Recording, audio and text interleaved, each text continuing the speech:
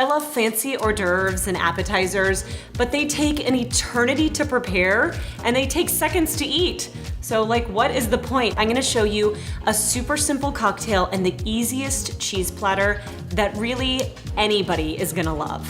If you are entertaining on the cheap, don't buy the most expensive champagne. Get a really affordable Prosecco, 10, 12 bucks, and we're gonna jazz it up by making it into a French 75 cocktail. Woo, baby. All right, so here's how I choose a cheese plate. I love something that is aged, a nice hard cheese. So I have a 1,000-day aged Gouda. And I like really big hunks of cheese. And what I love about this cheese is it has all of those little like crystallized bits. So with every bite, you have like a tiny little crunch inside. And nobody likes to like mess with the rind because sometimes people don't know like, should I eat the rind or not? So I just go ahead and cut it off and I do the slicing. Nice big hunks. Especially for harder cheeses, you wanna cut them because it's not fun to have like a little cheese knife and have to do the cutting.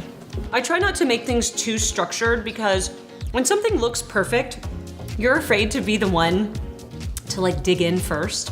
So I like just like big piles, especially of a cheese like this. Not messy, but where it doesn't look perfect. If you don't like Gouda, another really hard cheese that would be delicious would be Parmesan. Everybody loves it. Okay, so now a soft cheese that has a really bold flavor. So this is a double cream brie, but it has truffles in it.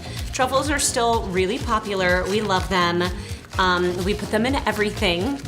And now I'm just gonna cut it into nice big hunks and put it kind of all over. And that we're gonna serve with a knife. And now for a mild cheese. Some people just really don't like stinky cheeses or strong cheeses.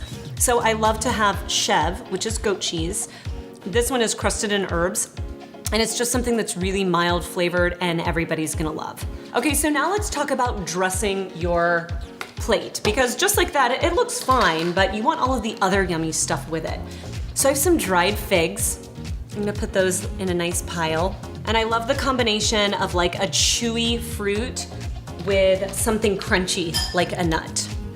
I have a recipe, by the way, for spice nuts. That would be incredible. I also have some raw pecans. All right, so then the last thing is something raw. I love grapes because they look beautiful. They're tasty, they're fresh, and they are so easy.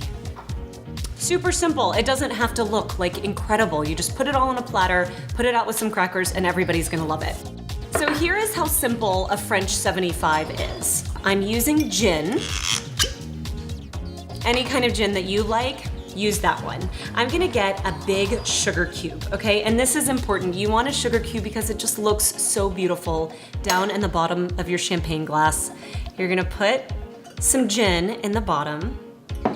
You're gonna fill it with Prosecco.